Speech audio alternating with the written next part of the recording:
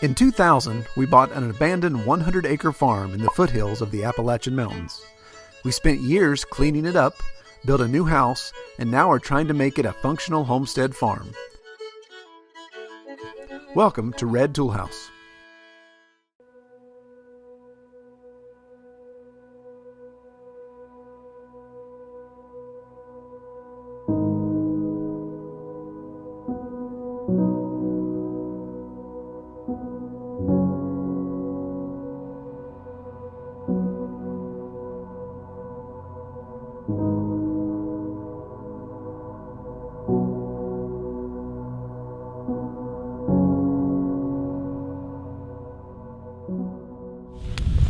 Hello everybody, welcome back to Red Tool House.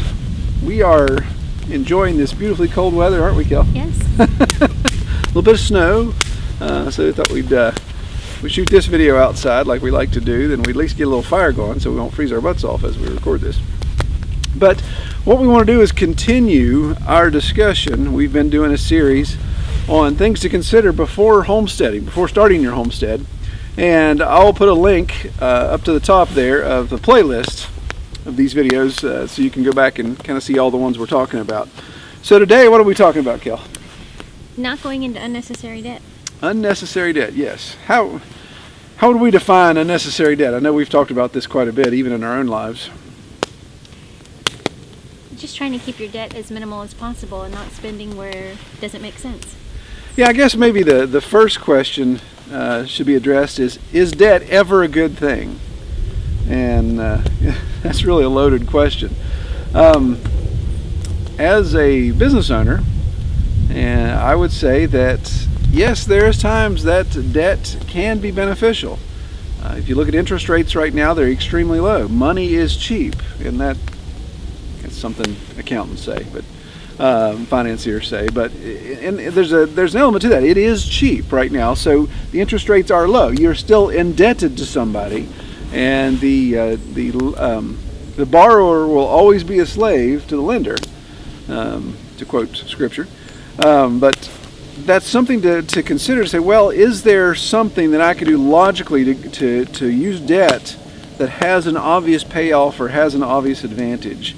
And to me, the very first thing you look at when it comes to homesteading and executing your homesteading goals, of course, is your property. So is it ever a good idea to go in debt on your property? Well, I mean, I think most people have to go in debt to purchase their property because land is expensive. And if that's your goal is to homestead, then you need to start with property. Yeah, and I know there's some people, and I admire the heck out of the people that say, no, I'm doing everything cash. I want to pay for my property cash. I'm going to build my dwelling cash. And that's great. And, in hindsight, if we could have done that, then I'd love to have. But it's one of those things, too, where you look at, are you holding off? Are you slowing down your execution of your goals of homesteading years and years and years?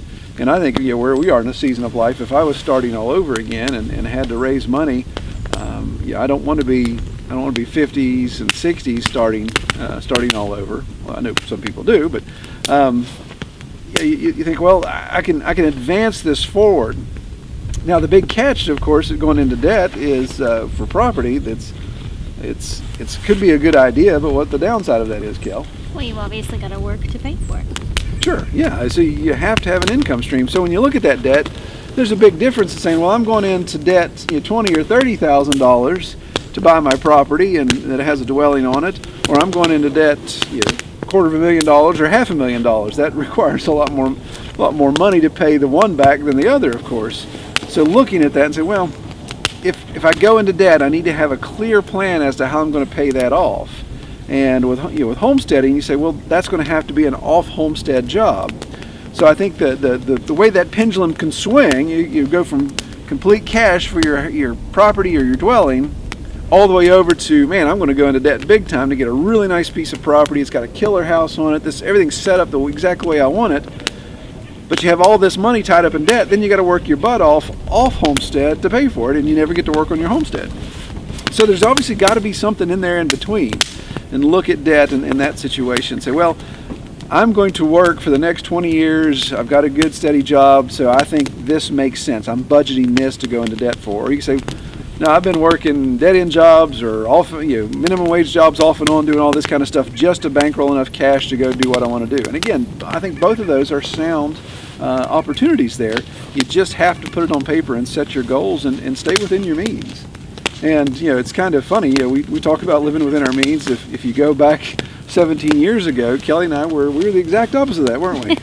Definitely. We didn't live within our means. We had this little, we had, the banks loved us. We had good credit, and we've always had good credit, and that's not always a good thing if you don't have the wherewithal to stay out of debt. So we've had to pay that penance. We've spent years paying off all of our debt and getting all that credit card debt retired. But if you look at, okay, so you've got the obvious stuff, your land and your house. Is there any other purchases that make sense to go into debt on? Well, it depends on what your plans are for your property. Yeah. You think of, well, we use the side-by-side for example. We've discussed that before. I had a four-wheeler that wasn't strong enough, big enough, safe enough to do what I was doing with our hog operation. I needed something to transport feed, be able to navigate these taller hills and stuff, and be safe in doing so. And it was also 18 years old? Yeah. The four-wheeler was, it was a 2000 model, you're right. Maybe even a 99 model. So, yeah, it definitely was showing its age. Great four-wheeler then. But I knew I wanted to get rid of that, and to buy the side-by-side, at that time, I actually could have paid cash. We could have paid cash for the side-by-side at that point, but that would have depleted everything in our Homestead bank account that we had raised, that we had made from raising pigs. So you can't really say, well, you profited $10,000, Troy, and you were going to spend all that on the side-by-side. No, we grossed $10,000. So at the time I had $10,000 cash to buy the side-by-side. But that would have taken every bit of cash out, so I wouldn't have been able to buy feed for the next round of hogs I was raising. I wouldn't be able to invest in any of the other things we were doing. If we were going to plant trees or do some other infrastructure improvements, then I would have either had to not been able to do those things, or I would have had to put those on debt. So what I did is logically, well, we're going to put a payment regimen in place. We're going to pay that off. I actually used a home equity line of credit, so I can actually write off the interest from that purchase there, because it is against a home equity loan. So you could say, well, that debt, even though it's debt, it makes a little more sense. It is something that allows me to continue my hog operation and continue to generate revenue. And the payment that I pay on that is made from, of course, what we do with our hogs. And you're able to do your chores safer and more efficiently. Yeah, it's no good being out of debt and being dead. So not much you can do there, right? Well, and then there's other things operationally, and I mentioned this already with the hog feed. When I first got started, the first couple of years, I actually went into debt with my hog feed. Now that's where that risk level gets much, much higher. And you and I talked about this quite a bit. Is this really what we want to do? Do we want to assume this debt? And quite frankly, I think the first year we actually borrowed money off my folks. So I went into debt to my parents. But it really was almost like a promissory note. It was one of those things like the old farmers used to do. You'd borrow money at the beginning of the growing season. Of course, you'd pay it off at the end. Now, granted, the risk there was, we produced a herd of hogs. If coyote or poachers or something would have come through and killed or disease would have killed all those hogs, then I would have been out. I would have had to pay mom and dad their money back and obviously not been able to produce that. So there was some risk involved there, but that allowed me to move that forward. I produced a large herd of hogs. I sold them all. I paid mom and dad back, and then obviously had money to do other things that we wanted to do. So there's times that debt obviously can help you advance your homesteading. So what would be unnecessary, what we consider a truly unnecessary debt that just maybe would be something that you just stay away from completely? Well, we've talked about, other buildings that we wanted to add to our property for storage, for easier access to some of our tools. For us, that's one thing that's on our list, but it's just not right now. Just because that expense is not something that we see anything tied to as far as paying that down quickly. So. Yeah, not obvious returns on that. And I think we just did a video recently about tractor attachments, and that got some discussion going on YouTube and our other social media channels about, well, what about, I'd love to have a tractor, or which tractor's best, and so you get to thinking about that type of an investment, and that's a pretty substantial investment.